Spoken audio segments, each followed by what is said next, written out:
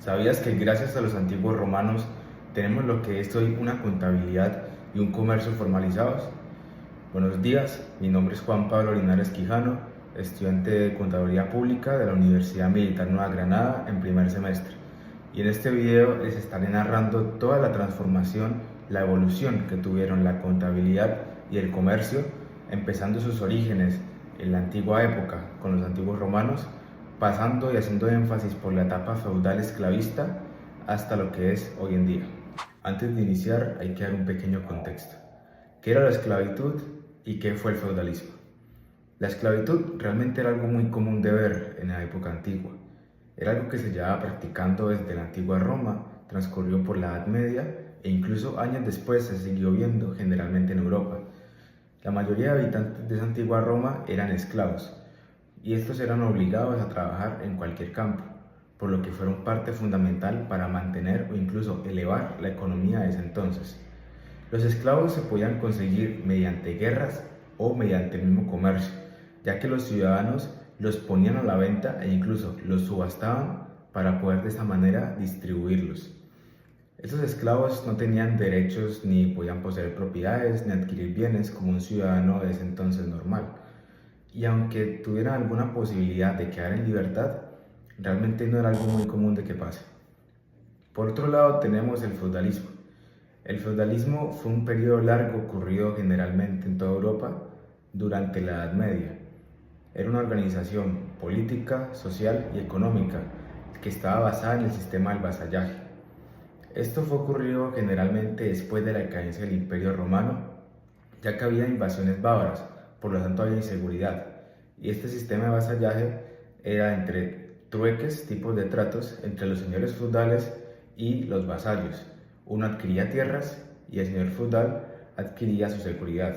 Entonces realmente ambas partes salían beneficiadas de esto.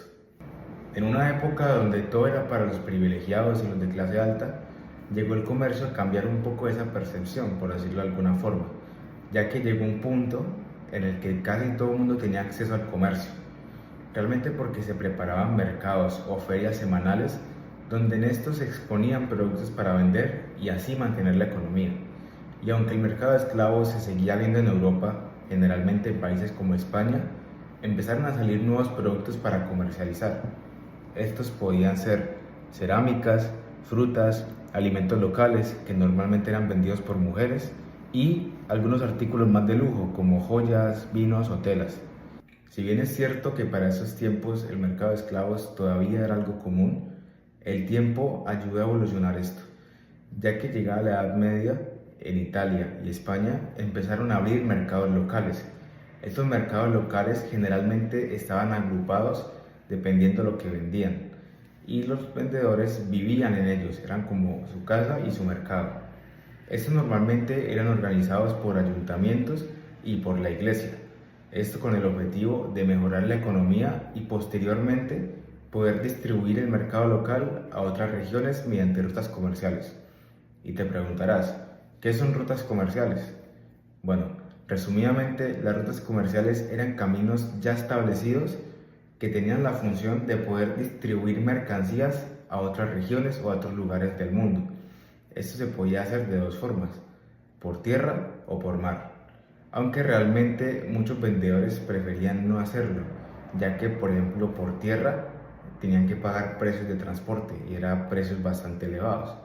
Y aunque marítimamente era algo más accesible para ellos, había mucho más riesgos, uno de esos como por ejemplo los piratas y las pérdidas por mal tiempo. Así como tuvimos al comercio desde la antigua Roma, también tuvimos la contabilidad, que por cierto es una de las disciplinas más antiguas que existen. Esta en aquellos tiempos se hacía mediante dos elementos principales, el códex y el adversario.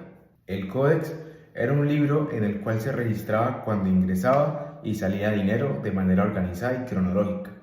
Esto para tener un control financiero. En este no se permitían los espacios en blanco entre partidas para así evitar engaño entre las cuentas. Y el adversario era un libro para registrar operaciones financieras y era muy parecido al códex, pero la diferencia es que este era el que usaban día a día, ya que era más informal. Este daba más flexibilidad al registrar y tenía un mejor seguimiento que el códex, por lo que para los comerciantes era fundamental tenerlo.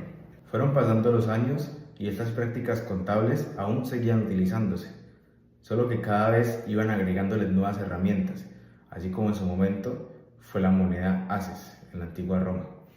Unos años más adelante se introdujo la famosa partida doble. Muchos creen que el que introdujo realmente la partida doble fue Luca Pacioli, cuando no es así.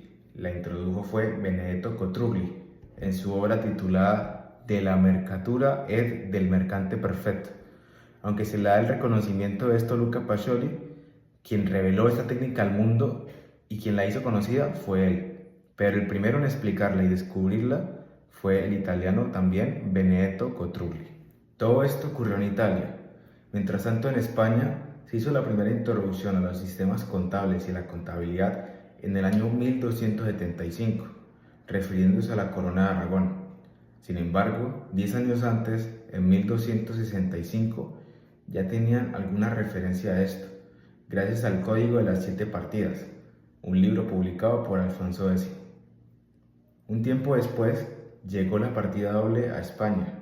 Este era un método conocido como el debe de haber o del libro de caja con su manual.